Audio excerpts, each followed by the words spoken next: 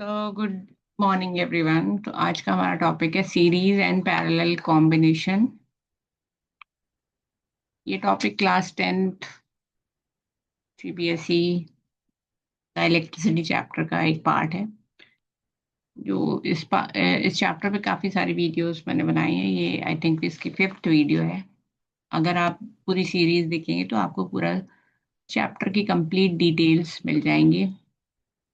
तो आप चैनल पे जाएं और ज़रूर इन वीडियोस को देखें और आपको काफ़ी फायदा होगा। चैप्टर के एंड में हम इम्पोर्टेंट क्वेश्चंस डिस्कस करेंगे इस चैप्टर से रिलेटेड, जो प्रीवियस ईयर में आए हुए हैं इस टॉपिक से रिलेटेड। तो चलिए वीडियो को शुरू करते हैं। टॉपिक है series and parallel combination. Resistances हम पढ़ चुके हैं पिछली वीडियो में। तो सीरीज एंड पैरेलल कॉम्बिनेशन क्या है कि हम रेजिस्टेंस को किस तरीके से जोड़ रहे हैं। तो सपोज ये हमारा R1 है, R2 है, ये दो रेजिस्टेंस है।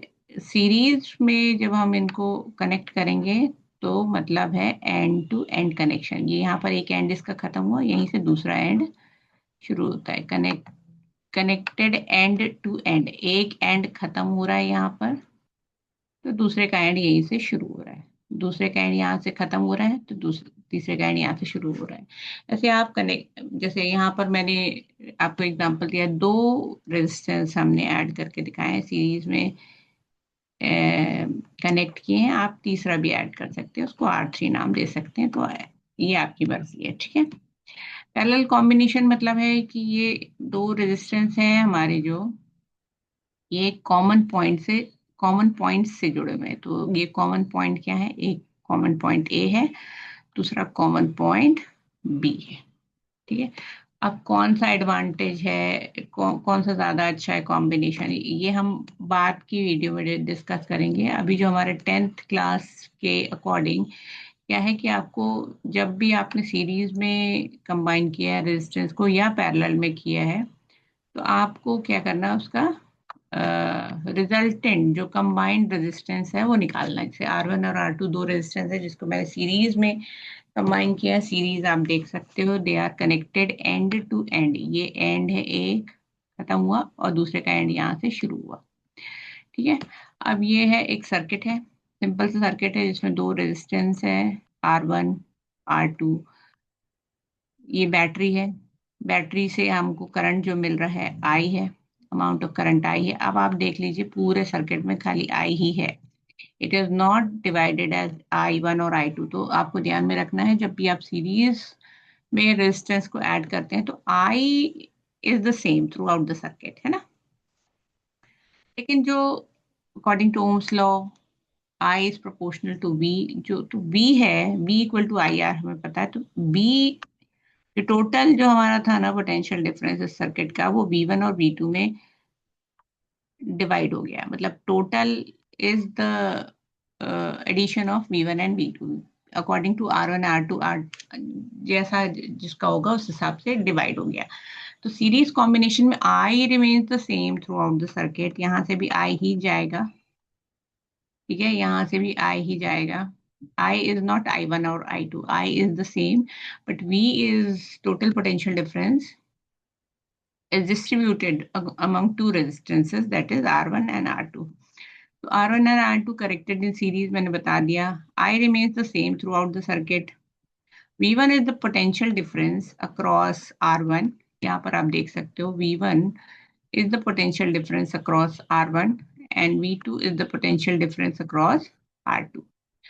तो जो टोटल पोटेंशियल डिफरेंस है वो डिस्ट्रीब्यूट हो गया दो रेजिस्टेंस में, क्योंकि रेजिस्टेंस की वैल्यू अलग अलग है, R1 R2 है। और हमको जो उसको कांस्टेंट वैल्यू कांस्टेंट रखना अकॉर्डिंग टू ओम्स लॉ, ठीक है।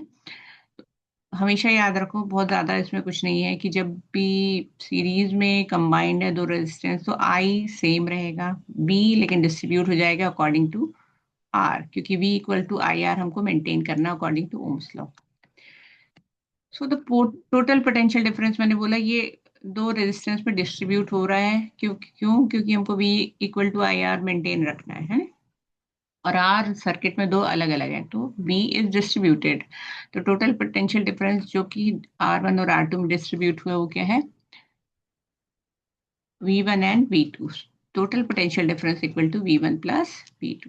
ठीक है, V1 के according to Ohm's law I same है और R1 का पोटेंशियल डिफरेंस V1 था, तो V1 equal to I R1 and similarly V2 equal to I R2. इसको हमने इक्वेशन नंबर 1 का नाम दे दिया, इसको इक्वेशन नंबर 2 का नाम दे दिया, इसको इक्वेशन नंबर 3 का नाम दे दिया. हम क्या करेंगे, V1 और V2 की वैल्यू इक्वेशन नंबर 1 में रख देंगे, है ना. पुट इक्वेशन 2 एंड 3 की वैल्यू इन इक्वेशन 1. तो क्या होता है जब हम ऐसा करते हैं, तो क्या हमारे पास रिजल्ट आता है, V equal to I R we know, है ना. V equal to I R according to Ohm's law है. V equal to I R क्या है, अकॉर्डिंग टू ओम्स लॉ है, V equal to I R. ठीक है, तो यहाँ पर हमारा क्या था, V1, V equal to V1 plus V2 था, V2 था, तो V1 इक्वल टू IR1 था और V2 इक्वल टू IR2 था.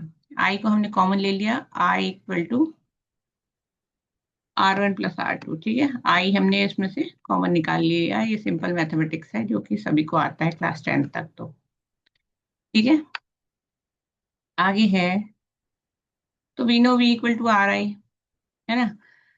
आई R I equal to IR1 plus IR2. I common ले लिया, R1 प्लस R2 बचा है. आई दोनों साइड पे है तो ये कैंसिल हो जाएगा, आई कैंसिल हो गया हमारा. I is present on both the side of the equation, तो आई कैंसिल हो गया, हमारा बचा क्या है, are equal to R1 plus R2. तो जब भी आप सीरीज में कंबाइन करें दो रेजिस्टर को या तीन रेजिस्टेंसेस को, तो टोटल जो combined resistance of the circuit क्या होता है, उन सबका एडिशन होता है. जहां हमने दो रेजिस्टेंस लिए थे तो इनका जो कॉम्बिनेशन आएगा वो क्या आएगा, आर.